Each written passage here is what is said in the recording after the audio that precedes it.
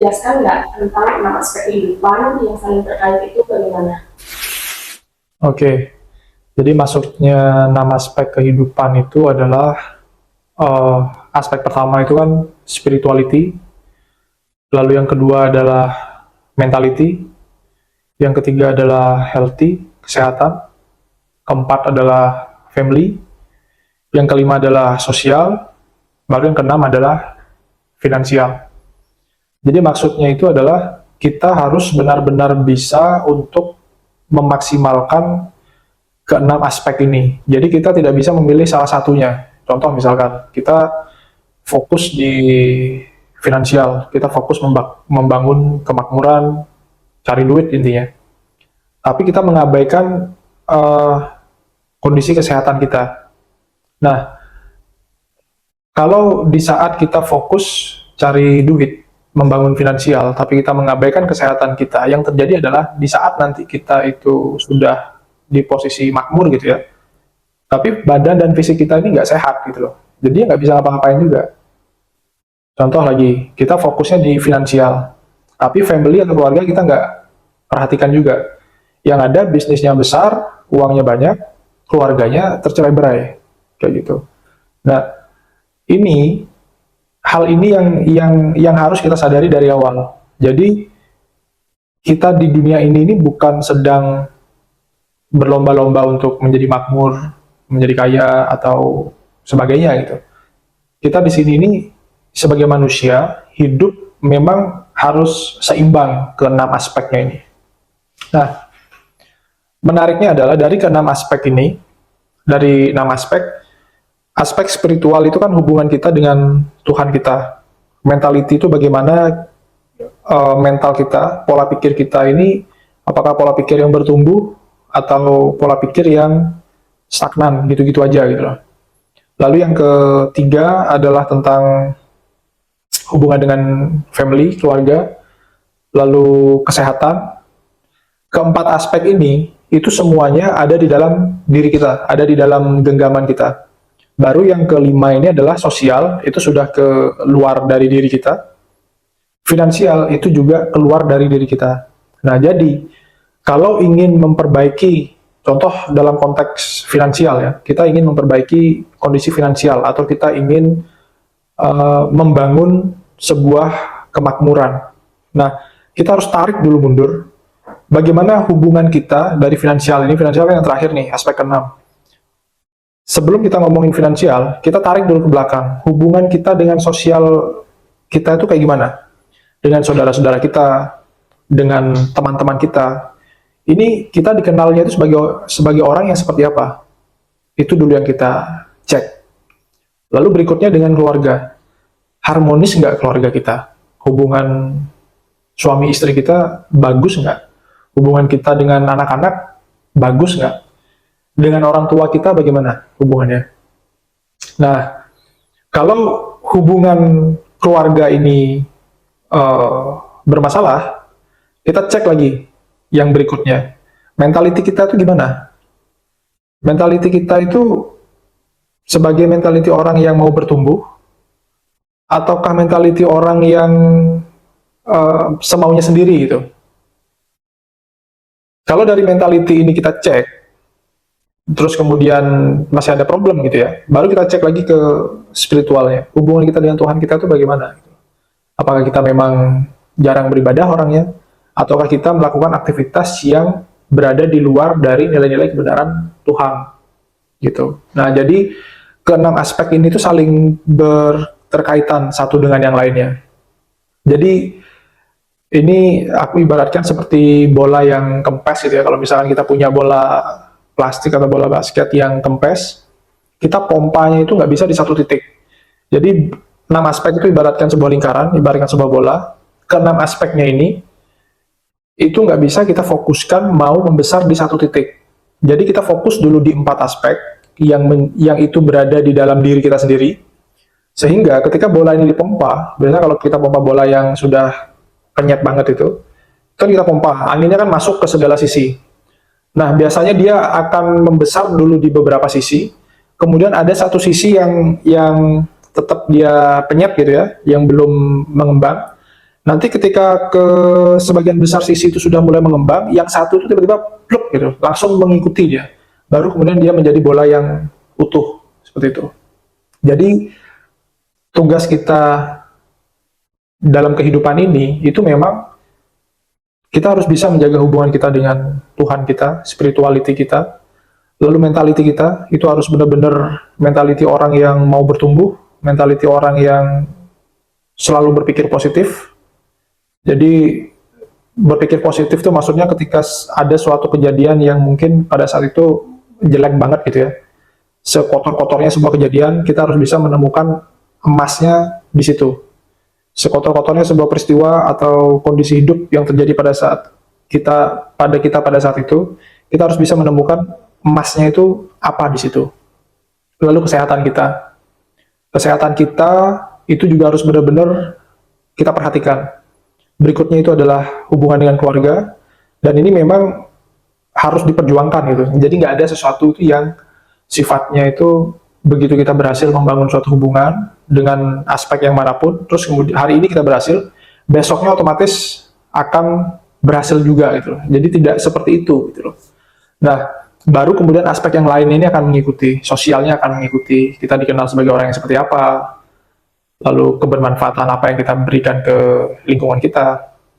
Baru kemudian yang terakhir adalah finansial kita akan mengikuti juga nantinya. Nah, kalau di konsep agama itu kan ada yang namanya ibadah kan, ada yang namanya ibadah. Ibadah itu kan bukan sesuatu yang ketika kita misalkan sekarang sembahyang gitu ya, pagi kita sembahyang, siang kita sembahyang, malam kita sembahyang. Nah, terus kemudian besoknya kita tidak perlu sembahyang lagi gitu. Itu kan nggak bisa seperti itu. Jadi sembahyang itu dibuat memang nggak bisa kita langsung rapel ya. Dalam satu hari itu kita full 24 jam kita sembahyang, berharap besoknya itu kita nggak perlu sembahyang lagi, kita sudah punya tabungan. Jadi nggak kayak gitu. Jadi memang harus dibuat aturannya. Pagi kita sembahyang sekian menit, siang sekian menit, malamnya kita sekian menit. Nah, di setiap proses hari ke hari kita melakukan ibadah ini, di setiap detik itu pula kita bertempur dengan rasa malas yang ada dalam diri kita. Jadi nggak mudah memang gitu loh. Mentality juga kayak gitu. Kita sekarang udah semangat, kita sudah berpikir positif, tapi begitu ada orang yang julid dengan kita, berpikir negatif tentang kita, kita sudah langsung terpengaruh. Nah, ini memang pertempurannya itu setiap hari dan setiap saat. Belum lagi soal hubungan dengan keluarga. Mungkin hubungan dengan keluarga saat ini harmonis gitu kan. Terus kita berharap besok kita asumsikan dan seterusnya dan selamanya, maka hubungan keluarga ini akan tetap harmonis. Ya, nggak kayak gitu. Ya memang harus setiap hari itu kita berjuang untuk menjadikan keluarga kita itu keluarga yang harmonis. Jadi pertempurannya itu setiap hari. Kesehatan juga seperti itu. Rasa malas itu terus menghampiri. Jadi mau dia itu atlet sekalipun, pasti ada rasa malas juga melakukan aktivitasnya dia itu. Tapi dia bisa menang untuk melawan rasa malasnya itu.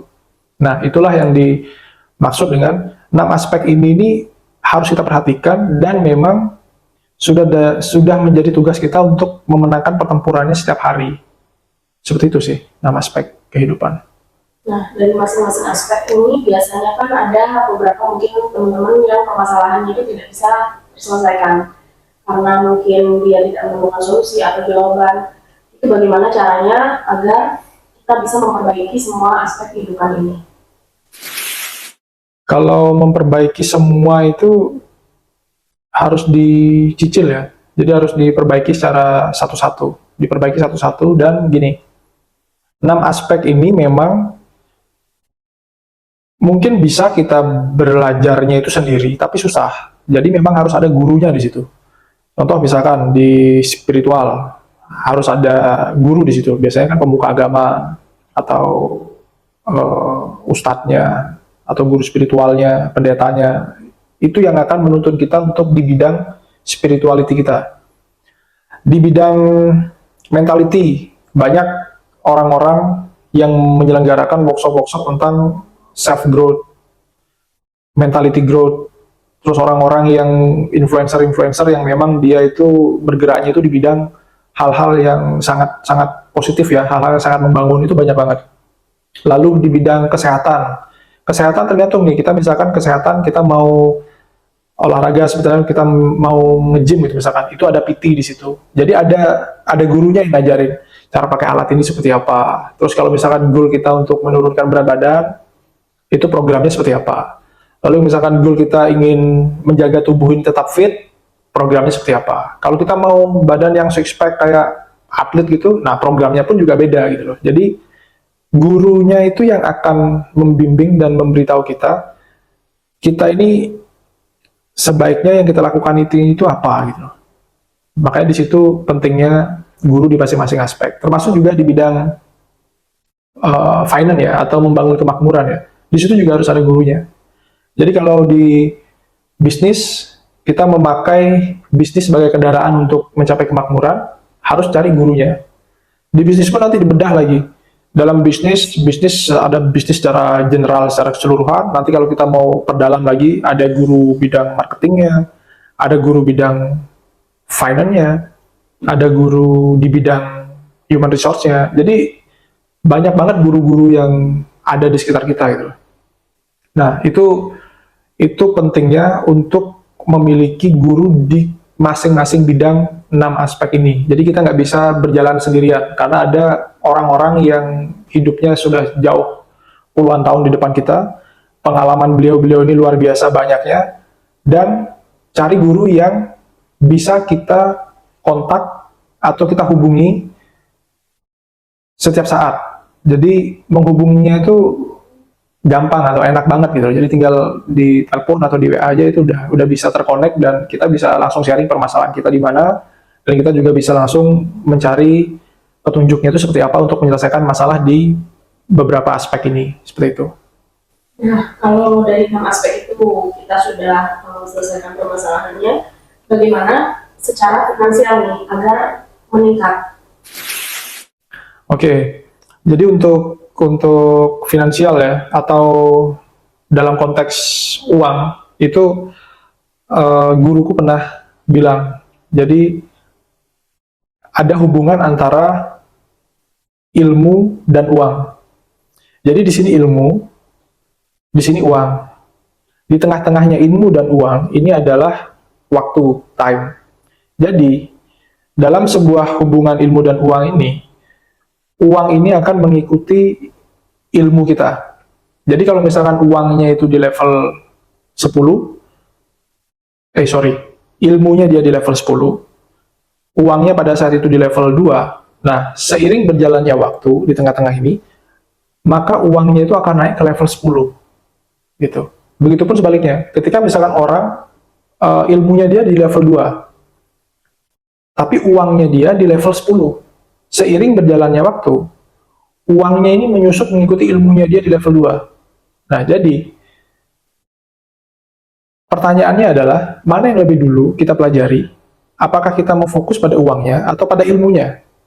Jadi kalau kita sudah tahu bahwa uang itu yang mengikuti ilmu, bukan ilmu yang mengikuti uang, maka yang kita fokuskan terlebih dahulu itu adalah kita perdalam dulu ilmunya, naikkan dulu kapasitas ilmu kita di bidang apapun itu, yang sesuai dengan kemampuan dan resources yang kita punya, baru uang ini akan naik nantinya. Teori ini pun juga yang menjawab tentang banyak fenomena di masyarakat itu, orang yang tiba-tiba entah dia mendapatkan lotre biasanya, atau dia mendapatkan warisan gitu misalkan ya, dalam jumlah yang sangat besar. Jadi kapasitas ilmunya dia itu di level 1, terus dia mendapatkan, entah karena orang tuanya meninggal atau gimana, dia dapat warisan dengan nominal yang di angka keuangan level 10. Nah, ilmunya dia ini nggak sebanding dengan uang yang dia dapatkan dari warisan itu, atau dari lotre, atau undian, atau hadiah gitu ya. Lambat laun, ketika dia tidak meningkatkan ilmunya dia, stuck di level 1 ilmunya, uangnya ini akan turun, menyamai dengan level ilmunya dia. Karena dia nggak bisa mengelola duit sebanyak itu gitu loh. Jadi sebelum kita memikirkan bagaimana caranya kita memiliki uang di level 10, nomor 1 itu adalah kita harus pastikan diri kita ini terus bertumbuh secara keilmuan sesuai dengan bidang kita masing-masing. Jadi ilmunya kita fokuskan naik, nanti uangnya itu akan ikut gitu. Jadi ilmu di sini ini berbagai macam ilmu ya, ilmu komunikasi, ilmu skill teknisnya, termasuk gaya bicara, berperilakunya seperti apa, terus kemudian cara dia merespon sebuah peristiwa, itu juga ilmu. Semuanya itu saling keterkaitan sama satu dengan yang lainnya. Jadi fokuskan dulu meningkatkan kapasitas diri, baru kemudian uang itu akan mengikuti kita. Seperti itu.